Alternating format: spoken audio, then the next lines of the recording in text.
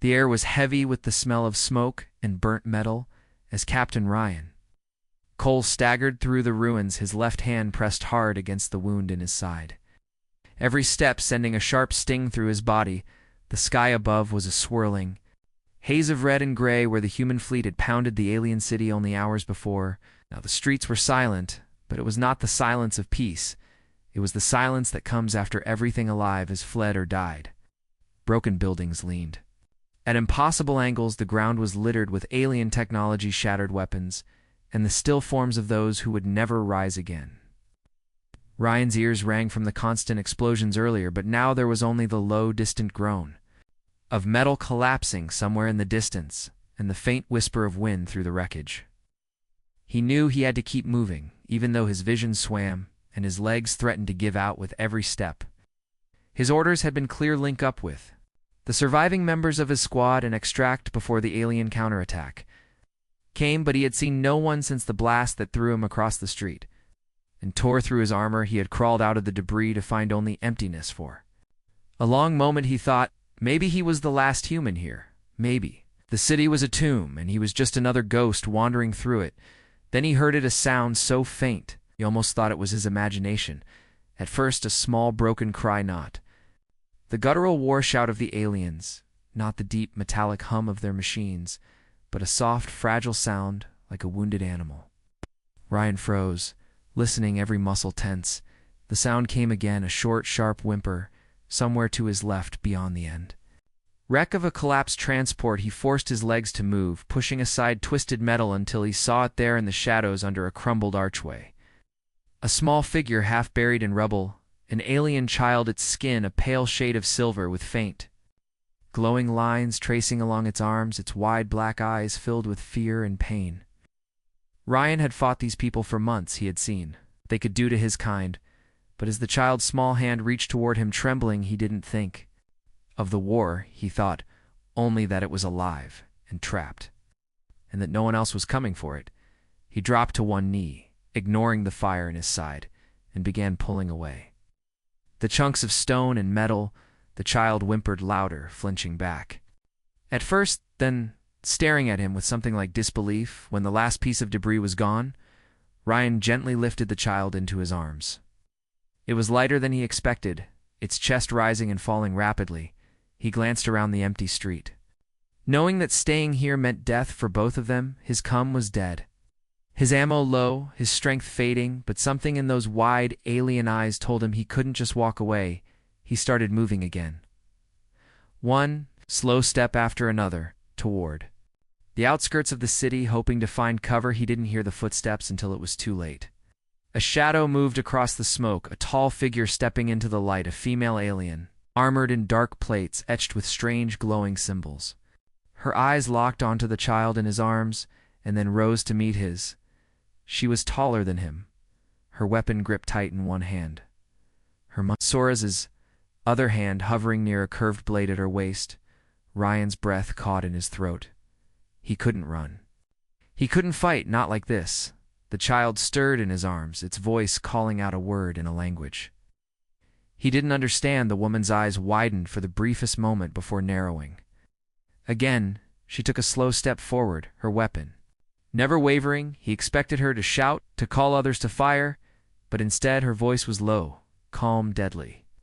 Why, she asked, her accent thick, but the words in perfect English. Why would a human risk his life for my child? Ryan blinked, the question sinking through the haze of pain and exhaustion. It wasn't the accusation he expected. It wasn't a threat. It was something else, something he didn't understand. His mouth opened, but no answer came. The child shifted, clutching his armor with tiny clawed fingers as if afraid he would disappear. The woman's gaze flicked to the wound in his side, then back to his face, her eyes unreadable. Ryan could hear something now behind her, the low thrum of engines growing louder, alien patrols moving closer. The woman glanced over her shoulder, then back at him, the tension between them sharp enough to cut. She could end him in a second, take her child and vanish into the ruins, but she didn't. Instead, she took another slow step forward, her weapon lowering just slightly, and in that moment, Ryan realized the war, the hatred, the blood between their people, didn't matter as much as whatever decision she was about to make, because in the next few seconds, she would either kill him or save him, and he had no idea which way it would go. Ryan stood frozen, the weight of the alien child in his arms, suddenly feeling heavier as the tall alien woman closed the distance between them. Her steps slow and deliberate, the burning in his side made his vision blur. But his instincts told him to keep his gaze locked on hers, every muscle in his body ready to react, yet somehow unable to move. The engines in the distance grew louder, the thrum of alien hovercraft slicing through the dead silence of the ruined city. She was close now, close enough for him to see the faint cracks in her dark armor, the dried streaks of something that looked like black blood along her forearm. Her face was set like stone, but her eyes betrayed something deeper, something that didn't match the sharp edge of her stance. The child in his arms shifted again, its small hands gripping his armor tighter as it looked at her and spoke another word. Ryan didn't understand this time. Her expression flickered for just a fraction of a second: surprise, sadness, maybe even relief. But then it was gone, replaced by that cold, unshakable stare. She raised her free hand slowly, as if to signal him to stop moving, not that he could go anywhere. Ow. In this state, she circled him once, looking him over, her gaze lingering on the torn insignia of his uniform, the dried human blood smeared along his side, and then back to the child. As the engines drew closer, Ryan caught movement over her shoulder, shadows sliding between the wreckage, alien soldiers in dark armor fanning out to search the street. The woman's head tilted as if listening to something only she could hear, her jaw tightening before she suddenly took 2 quick steps forward, closing the gap. Her hand shot out, gripping his wrists, but not with the force of an enemy disarming him. Her fingers were firm, steady, pulling him toward the shadows. Beside a collapsed wall, Ryan's instincts screamed trap, but the engines were nearly on top of them now, and staying in the open meant certain death. He let her guide him, though his legs protested with every step. She pushed him against the cold stone of the wall, her tall form blocking him from view as 3 alien soldiers appeared at the far end of the street there, weapons ready, their strange voices cutting through the air. She called out to them in their language, sharp and commanding. The soldiers paused, glancing between her and the wreckage, but none of them looked directly at Ryan, hidden in her shadow. One of them asked something in a low, suspicious tone. The woman replied without hesitation, her words firm, her voice steady. The child made a soft sound in Ryan's arms, but she shifted slightly, blocking them from seeing it. After a tense moment, soldiers moved on, disappearing into the smoke, their voices fading with the sound of engines moving further away. Ryan didn't breathe until they were gone. The woman turned to him, then her eyes meeting his again, her expression unreadable. She stepped back slightly, but didn't lower her weapon entirely. Why, she repeated, softer this time, but still with that strange mix of curiosity and warning. Why would a human risk his life for the child of his enemy? Ryan's throat was dry, every part of him screaming to keep moving, to find cover, but something about her question made him pause. He's just a kid, Ryan managed, his voice low and rough from exhaustion. He didn't choose this war. For a long moment she said nothing, just studied his face, as if searching for some hidden meaning. Then she nodded. Once sharp and decisive, without another word, she turned and began walking down a narrow alley, glancing back only once to see if he would follow. He hesitated, glancing toward the opposite street where his orders and survival might still be possible. But the child stirred again, its small voice murmuring softly as if asking him not to leave, and against every instinct, Ryan took a step after her, then another. The alley twisted and turned until they reached a half-collapsed structure, its entrance hidden by heavy slabs of debris. She slipped through a narrow gap, motioning for him to follow inside. It was dim-lit only by the faint glow of alien markings. Oh. Along the walls, the air was cooler. Heard the sound of the war outside, muffled. She pointed to a spot where he could sit, leaning against the wall, then crouched down in front of him. Her gaze fixed on the child, she reached out, touching its cheek gently, her voice softer now as she spoke to it in words Ryan couldn't understand. The child responded weakly, its hand brushing her fingers. She looked back at him, then her eyes narrowing slightly. "You will not survive without help," she said finally, "and I cannot carry you both. If they find us again—" She stood straight, her weapon in hand, as if listening for danger outside. "We move when it's dark," she said, "and until then, you stay silent." Ryan leaned his head back against a wall, his body screaming for rest, his mind spinning. With questions, why was she helping him? Why hadn't she taken the child and left him to die? But as the child's breathing evened out in his arms, he realized there was no turning back now, because whatever she planned to do next, his fate was now tied to hers. The dim light in the narrow shelter flickered, as if even the walls could sense the danger pressing in from all sides. Ryan sat with his back against the cold stone, feeling the slow, rhythmic breathing of the alien child in his arms, and every now and then the faint tremor of its small frame as it dreamed, if it could dream at all. The alien woman stood near the narrow entrance, her tall form outlined by the faint glow of alien markings outside her head, tilted slightly, as if listening to something only she could hear. She hadn't spoken since telling him they would move at night, her weapon never lowering for more than a heartbeat. Ryan tried to focus on the silence to push past the throbbing pain in his side, but every time he closed his eyes, the image of the battlefield returned, the heat, the sound of shattering metal. In that single moment, when he'd seen the child alone among the wreckage, staring at him with those wide, unblinking eyes, he'd acted before thinking. Maybe it was instinct, maybe it was madness, but now here he was trapped in enemy territory, relying on someone who could kill him in less than a second. She turned suddenly, her gaze locking onto him as if she'd heard his thoughts, the human scent. "You here to fight?" she said, her voice even yet carrying something sharp beneath it. "You found my son, and now you carry him. What are you expecting from me?" Her words weren't a threat exactly, but they were not gentle either. Ryan swallowed his throat. "Dry, I'm not expecting anything," he said finally. "I just couldn't leave him there." Something in her expression shifted, barely noticeable, but enough for him to see. She looked down at the child, then back at him. "I do not understand your kind," she murmured softly. "You destroy, yet you protect it." "Makes no sense," Ryan wanted to answer, but a sudden vibration in the floor made both of them look toward the entrance. She moved instantly. Crouching low, her weapon raised, a faint bluish light glowed outside, accompanied by the low hum of engines. Only this was not the sound of the patrols they'd heard earlier. This was deeper, slower, deliberate. She motioned for him to stay still, then pressed her palm against a section of the wall. The markings along it pulsed faintly before a small panel slid open, revealing a narrow shaft just large enough for the child. She looked at him, her voice low and firm. "If they find us, you take him and you run. You do not look back." Ryan hesitated. The shaft's other end could lead anywhere, possibly even deeper into danger, but there was no time to question. Her eyes flicked toward the entrance as the humming grew louder. Then she did something unexpected. She reached up and pulled a pendant from around her neck, a small metallic piece engraved with swirling alien script. She pressed it into his palm, closing his fingers around it.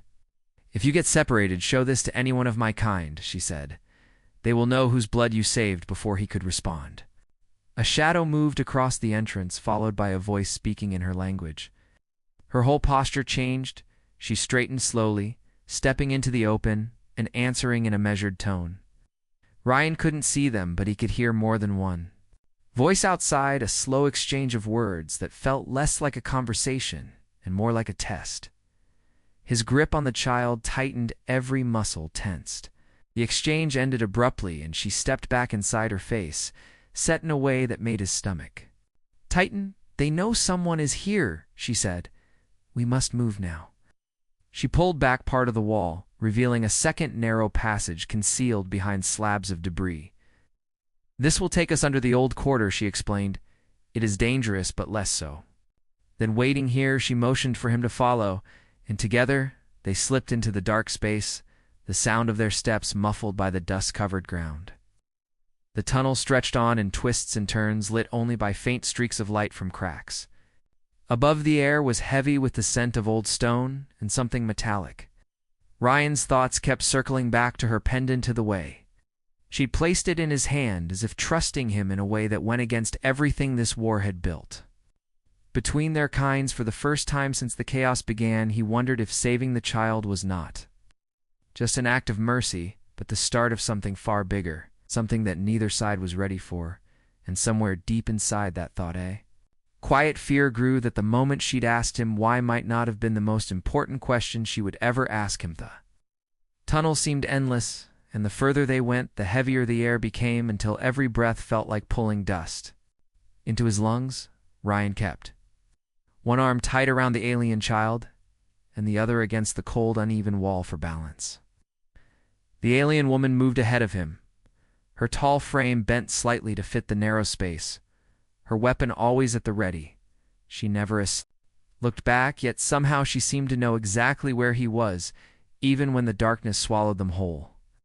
The faint drip of water somewhere ahead echoed like a ticking clock, reminding Ryan of how deep they were going and how far they were from the open sky. The child stirred against him, its small fingers gripping the fabric of his torn uniform, and he felt that grip tighten every time. The tunnel groaned or shifted under unseen weight overhead. He didn't know if the child understood fear in the same way humans did, but the way it clung to him told him enough. After what felt like hours, the woman stopped, suddenly holding up her hand. Ryan froze. The silence was complete, but she tilted her head slightly as if listening to something. Deeper than sound, then from somewhere in the black ahead came a faint scraping like metal against stone, slow, deliberate, and moving toward them. She whispered in her own language a word that Ryan didn't understand, but the tension in her voice was enough to tell him it wasn't good. She motioned for him to move back, but the tunnel behind them was too narrow to retreat without making noise. Instead, she shifted to stand between him and the sound, her weapon raised. Ryan felt the child's small body pressed even closer to his chest, and without thinking he adjusted his stance, ready to run. If she gave the signal, the scraping stopped. For a moment there was nothing, then a dim pale glow appeared ahead, revealing the jagged outline of a creature unlike anything Ryan had ever seen. Its body was long and insect-like, its skin glistening with a wet sheen as it crawled forward onto many legs. Its eyes caught the faint light and reflected it back in a dozen tiny glints. The alien woman spoke again, low and fast, this time glancing at him. "Run," she hissed, and then fired a tisquee. Flash of light exploded in the tunnel, blinding him for a second. The creature screamed, a sound that felt more like a vibration in his bones than something his ears could catch. He turned and forced his way back down the tunnel, clutching the child. The air behind him burned with the scent of something acrid and alive. The woman's weapon fired again and again, the bursts lighting the darkness and sharp, terrifying frames. Her voice followed him go. She shouted, and he could hear the weight of command in it. The tunnel split suddenly into two paths, and Ryan's heart pounded with indecision. A moment later she appeared at his side, her breathing sharp and quick. She didn't explain, only grabbed his arm and pulled him down the left passage. The creature's screams echoed faintly behind them, fading with each step until all remained was the thundering of his own heartbeat. They slowed only when the tunnel widened into a cavern lit by strange bioluminescent plants, their faint glow revealing ancient carvings on the walls. The woman knelt, placing a hand on one of the carvings, as if in prayer or recognition. Ryan noticed her eyes softening. For the first time since he'd met her, "This place," she said, "is older than both our kinds. If they find us here, they will not care about the child or you or me. They will destroy it all." She turned to him, her gaze piercing through the dim light. "And that is why you must keep moving, no matter what happens to me." Ryan opened his mouth to protest, but before he could speak, the sound of distant engines rumbled from above, sending fine dust raining down from the ceiling. She looked up sharply, hurt weapon already in her hand. The engines grew louder, and somewhere in the shadows of the cavern something else began to move. The sound from above deepened until it became a physical thing Ryan could feel in his bones, like the low growl of a storm rolling closer. The alien woman's eyes tracked the ceiling as if she could see straight through the rock to whatever was coming. Her free hand gestured sharply toward a narrow slit in the far side of the cavern, barely wide enough for him to fit through. Ryan adjusted the child in his arms, the little one trembling so hard he could feel it against his chest. He hesitated, glancing at the shadows shifting along the walls. Those weren't tricks of the strange glowing plants. Something was moving up there, clinging to the stone like predators waiting for the perfect moment. The woman's voice came low and urgent. "Go now," she ordered, and the sound of her tone was enough to cut through his uncertainty. He ducked toward the opening, his shoulders scraping painfully along the stone as he squeezed through. The rock was cold, wet, and rough enough to tear his sleeve, but the air on the other side felt tighter still, as though the space itself resented his presence. He moved forward, crouched low, until the tunnel widened into a ledge overlooking a deep chasm. The drop was impossible to measure, its bottom lost. In shifting fog, he turned as the woman slid through the opening behind him. She kept her weapon raised, eyes scanning the dark above them without pause. Faint clicking began to echo from across the chasm, growing sharper and more precise with every beat of his heart. Ryan realized with a cold twist of his gut that it was coming from multiple directions. The woman shifted her stance, and for the first time, her voice carried something close to fear. "They found us." Ryan swallowed hard. His mind flicked through the past hours, through the battlefield, the blood, the child's silent gaze, and he knew turning back was no option. He looked at the ledge that continued along the chasm's edge, barely a foot wide and slick with moisture. It was a death walk, but it was also their only way forward. The woman didn't wait for him to decide. She stepped onto the ledge, moving with the precision of someone who had walked it before. Her balance was perfect, her gaze fixed ahead. Ryan followed, pressing the child against him with one arm and using the other to steady himself against the rock wall. The clicking grew louder, more frantic now, and in the faint glow of the plants, he could see shapes emerging on the opposite side of the chasm, multiple creatures crawling headfirst down the rock, their movements unnatural and jerking. The child made a faint sound, almost a whimper, and the woman shot a quick glance over her shoulder. "Quiet," she whispered, but it was too late. The nearest creature let out a shriek that seemed to split the air, and suddenly they were all moving faster. Ryan's foot slipped, sending loose stone tumbling into the void below. He caught himself against the wall, but the motion had cost them precious time. The woman raised her weapon, firing a shot across the gap that lit the cavern in a blinding flash. One of the creatures fell, its body twisting in the air before vanishing into the fog. The others kept coming. Their path curved inward, finally bringing them to a narrow bridge of rock that spanned the chasm, barely wider than his shoulders. As they stepped onto it, the sound of engines above returned, now joined by the mechanical whine of something lowering through the air. A shaft of white light broke through the ceiling, dust and stone raining down as a massive shape descended on metal claws. Ryan had no name for it, but instinct told him it wasn't here to help. The woman shouted something in her own tongue, grabbing his arm and pushing him faster across the bridge. The claws tore into the stone where they had just been standing, sending cracks racing across the surface. The bridge shuddered. Ryan didn't think he just ran. Every step felt like the sound of breaking stone chasing them until they leapt together onto the far side. The bridge gave way behind them, tumbling into the fog. The engines faded, the machine pulling back into the ceiling. As if satisfied with what it had done, they stood breathing hard, the glow of the azete plants casting strange shadows across their faces. The woman looked at him, then at the child, and for the first time, she spoke softly enough that it almost felt human. "We are out of time, Ryan." Before he could answer, the clicking started again, this time from ahead, not behind. The clicking ahead was sharper now, like glass being struck again and again, and each sound seemed to crawl under Ryan's skin, making his muscles tighten. Without him realizing, the woman moved first, weapon angled low, eyes narrowing as the dim glow ahead revealed jagged rock formations, twisting like the teeth of some ancient creature's mouth. Ryan shifted the child in his arms, feeling the small alien heart pounding fast against his chest. The air here was thicker, heavier, every breath tasting faintly metallic and wrong. The passage opened into a wider cavern, its walls lined with what looked like giant black shells, stacked unevenly in deep grooves. Some were cracked open, others sealed tight, and as Ryan's gaze moved over them, he caught the faintest hint of movement inside one. He didn't have to ask if they were alive. The answer was already in the way. The woman tensed her shoulders in the way, her fingers flexed against her weapon. Then a soft scrape echoed to their left, followed by another. Ryan turned just in time to see a shadow detach from the wall and move with impossible speed. The woman fired once, the blast hitting it midair and sending it sprawling across the stone, but before it even hit the ground, more shadows slid free, their bodies rippling in the dim light.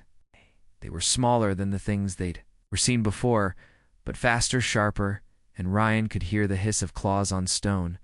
As they closed in, the woman shouted a word at him, jerking her head toward a low tunnel in the far wall. Ryan didn't hesitate. He ran low, feeling the rush of air as one of the creatures missed his leg by inches. His boots skidded on wet rock, but he kept moving, the child clinging to his uniform.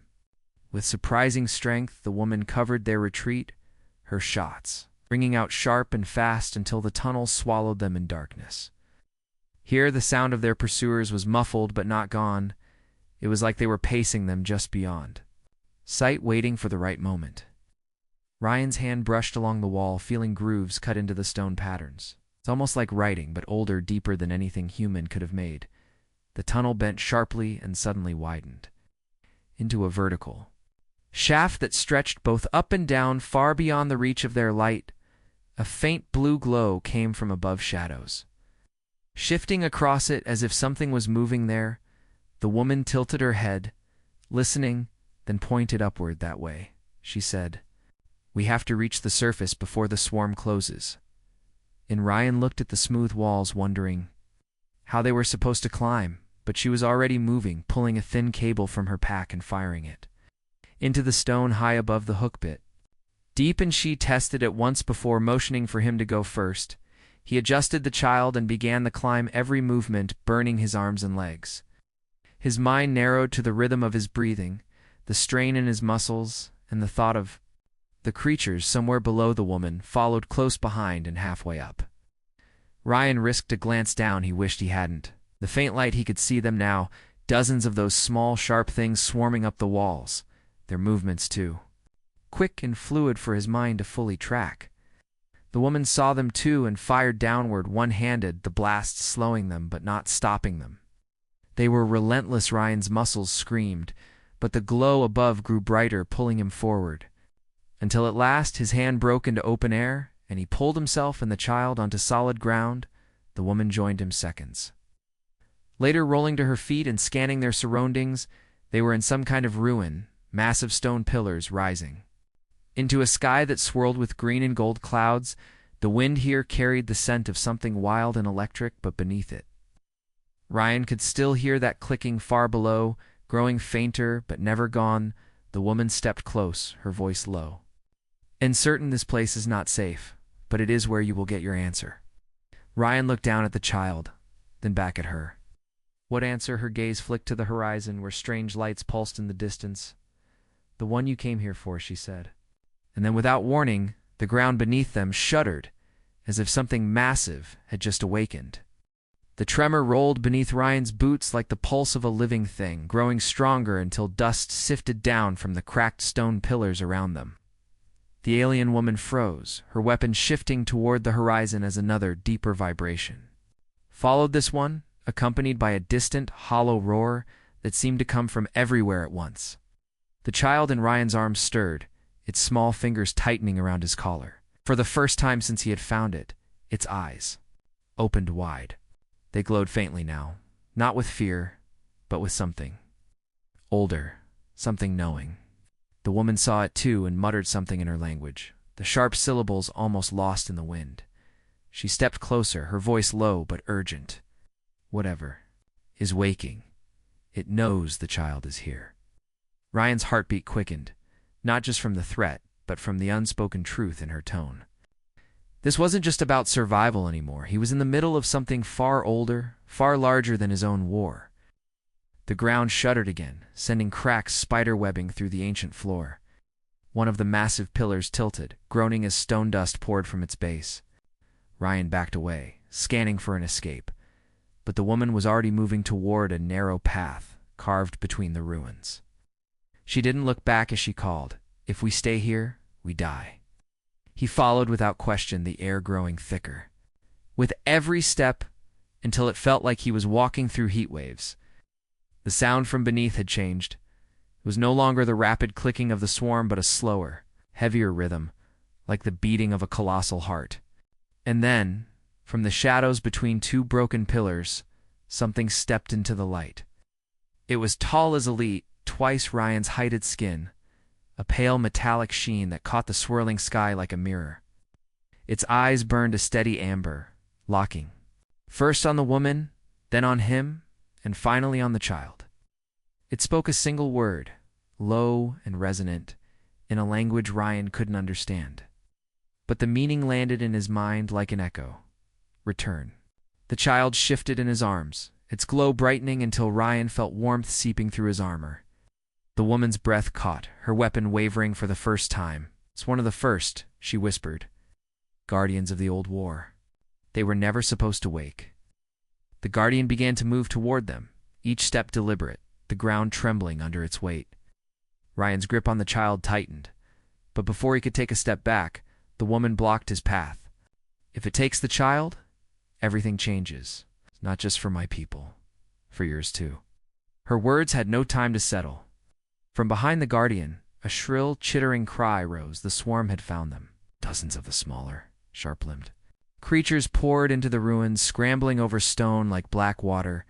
The guardian turned, its arms unfolding into gleaming blades, and with a motion that was almost graceful, it cut through the first wave in a spray of green ichor. The woman seized Ryan's arm. "This is our chance. While it fights, we reach this spire." She pointed to the distant, pulsing lights on the horizon, now brighter than before. "That's where the truth is waiting." Ryan didn't hesitate. He broke into a run, the woman matching his pace. The sound of the Guardian's battle fading behind them, though the image of its burning eyes never left his mind. The path ahead wound between jagged ridges, the wind carrying strange whispers. That seemed to shape into words he almost understood. Then, just as the spire's outline came into view, a needle of black stone stabbing into the stormlit sky, the ground split open in front of them. A massive claw, jointed and glistening, thrust upward from the crack, slamming into the rock with a force that nearly knocked Ryan off his feet. A second claw followed, and then the rest of the creature began to rise. Far larger than the swarm, larger even than the guardian, the woman stopped dead, her eyes wide. "That's not supposed to exist anymore," Ryan's instinct screamed. To turn and run, but behind them, the swarm was already closing in. The only way was forward, straight toward the thing that should have been impossible. The child in his arms looked at it, unafraid, and for the first time it spoke, single soft word in perfect English. "Father." And then the creature opened its mouth. The sound that came from the creature's mouth was not a roar, not a scream, but a deep, resonant hum that made Ryan's bones vibrate. It was layered like 1,000 voices speaking at once in a language older than the stars. The alien woman stepped in front of him, her weapon trembling in her hands not from fear, but from the sheer weight of what stood before them, the child. And Ryan's arms reached out toward the towering being, its glow now blazing bright enough to paint the storm clouds in gold. The hum grew softer, shifting into a melody that carried an almost human sadness. Then, impossibly, Ryan understood the words within it. "You kept my blood safe." The woman's eyes darted between Ryan and the creature, her voice hushed. "It's not just some ancient monster, it's one of the progenitors, the first builders. They made our worlds before your species even learned fire." The creature lowered its massive head until its amber eyes were level with Ryan's. Those eyes didn't just see him, they searched him, peeling back every memory, every fear, every choice he had made to keep the child alive. And then it spoke aloud, its voice carrying across the battlefield like a tide. "The war has begun again. But you have a choice." Behind them, the swarm surged closer, the clicking of their limbs like a rising drumbeat. Somewhere far back, the Guardian's fight was faltering. Ryan's chest tightened. "Ah, what choice?" he shouted over the wind. The progenitor's gaze shifted to the spire in the distance, where a column of white light now speared the sky. "Take the child there, and you can end what is coming. Or you can give it to me, and I will end it now." The woman's hand clamped onto his arm. "If you give it to him, there will be no war, but no future either. You'll lock everything back in the dark. For another 1,000 years?" Ryan's mind raced. The swarm was nearly on them. The Guardian's light flickered in the haze. The child's glow pulsed like a heartbeat, faster and faster, until Ryan could feel its small body trembling against him.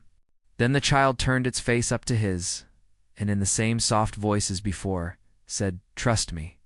The moment stretched. Ryan's breath came sharp and shallow, and then he made his choice, sprinting toward the spire with every ounce of strength left in him. The woman followed, firing back at the advancing swarm, her weapon flashing in the stormlight. The progenitor did not chase, but its voice followed them, low and rumbling. "Then may the galaxy survive your decision?" They reached the base of the spire just as the swarm closed in, their claws scraping the black stone. Ryan pressed the child's hand against the smooth surface. The spire responded, lines of golden light racing upward, splitting the sky. The ground shook violently, a sound like the tearing of worlds filling the air. The swarm froze, their limbs twitching, before collapsing, as if an unseen hand had crushed their will. The storm clouds above parted, revealing a sky full of strange constellations Ryan had never seen before. The woman lowered her weapon, her voice heavy with awe. "You didn't just save us, you woke them all." From the horizon, other shapes began to rise, massive, ancient, alive. Some were like the progenitor, others stranger still. And somewhere deep inside, Ryan knew the galaxy would never be the same. The child's glow faded to a soft shimmer as it leaned its head against his chest. "It's only beginning," it whispered. And in the vast silence that followed, Ryan believed it.